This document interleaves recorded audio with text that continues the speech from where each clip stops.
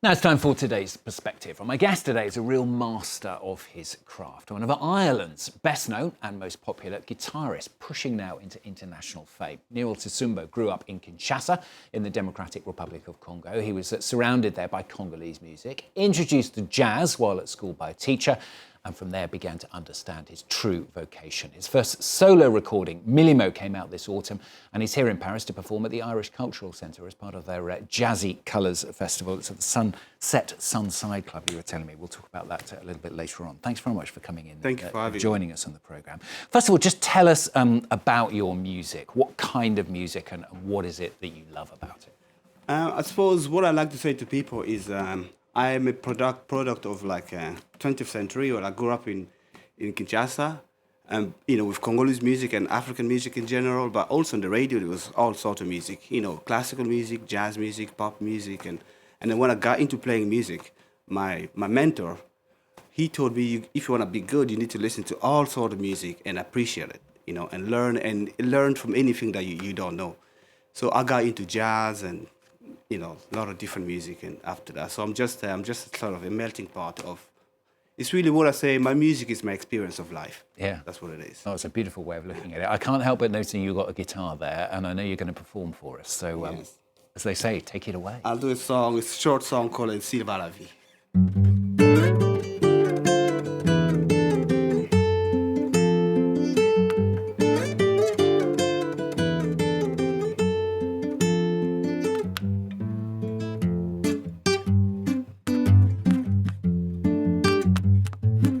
Bien sûr, un jour nous arriverons.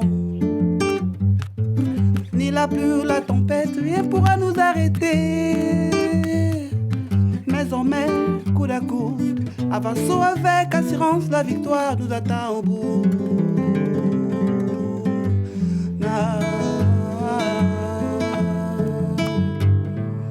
Mais on met coude à coude, avançons avec assurance, la victoire nous attend au bout. Likolo ngomba lobiko kozala biso yaka tokende likolo ngomba elongo kozala biso.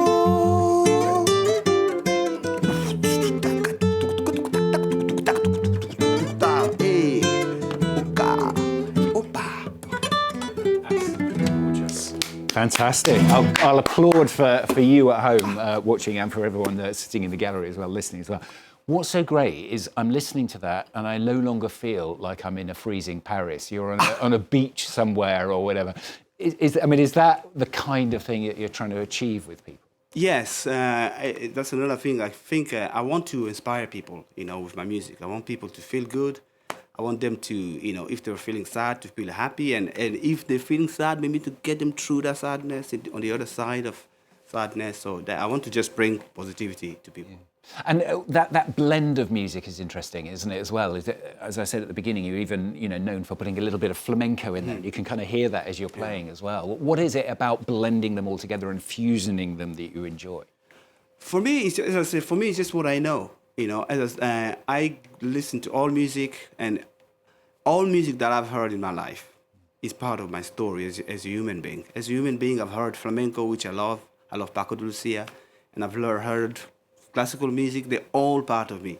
In a way, I think it wouldn't be honest for me to just come and play music from Congo. It wouldn't be my story. My story is all this music. Yeah, I said at the beginning you were introduced to jazz at 17, but as you say, you knew and loved music a lot earlier from that. Where did it first start from? How young were you, do you think? Oh, well, it's not as young as you'd think, because usually, some people start much earlier, but I started at 16. Okay, so, yeah, quite that's late. not. But I was a very, very fast learner.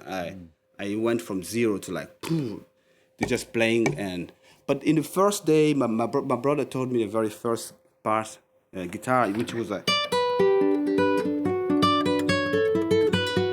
So he told me this, and then after that, actually, my parents didn't want me to play because I got so obsessed with playing, so they banned the guitar. But I kept, they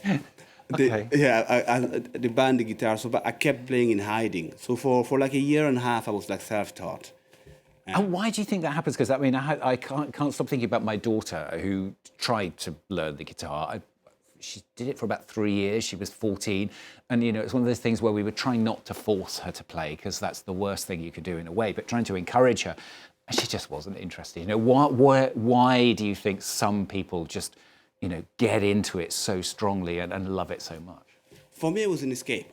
So now, back then I didn't really know, but now when I think about it, it was because life, you know, life growing up in Kinshasa was not easy. And, you know, we grew up with what I call Article 15. We used to call it Article 15, which was find a way to just, to eat. You come back from school, there's no food, and most food are Article 15. So when I started playing the guitar, it was like an escape for all that struggle. You know, I would literally play for days, you know, until I was about to collapse of starvation. Then I'll go, I have to find something to eat. Really did shelter me from a lot of, because a lot of my friends also at the same age started getting into trouble and all that, and I would just lock myself into the room by myself and just, to this day, I'm the same. If you put me in the middle of the market, noise, you give me the guitar, it takes me a second, I'm gone. That's perfect. That's such a nice story. And it's really taken off for you of late, isn't it? I mentioned your first album. You're also on tour with Rihanna Giddens, the eclectic folk musician. Tell us a bit about how it's become a career now. Oh, that's, I mean, I've been playing Ireland I've been there for 20 years. So I've done many different things. I've worked in theaters and done a few operas and played with many artists from Ireland, like Sinead O'Connor and Limo Moenli, many traditional Irish music. But then in 2020, I met Rihanna Giddens. She invited her and Francesco Turrizzi. They were just recording an album, so I went to the studio, recorded with them, and that album, you know, got a Grammy. So, you know, I'm part of that as well.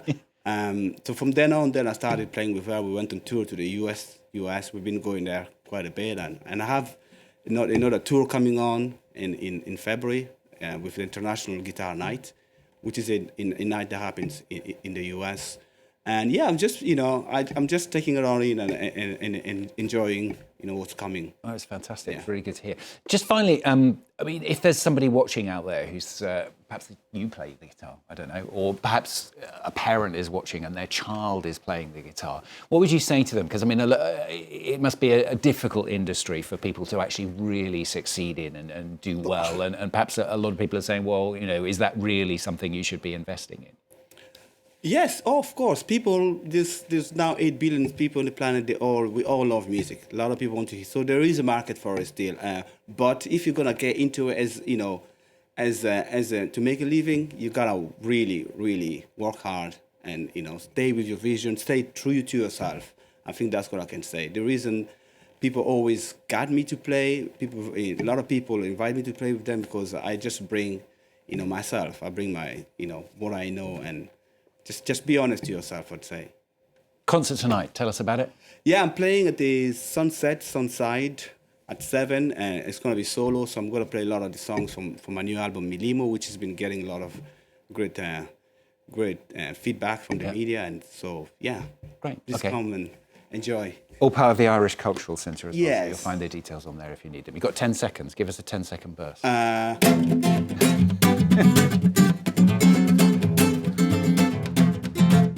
Excellent.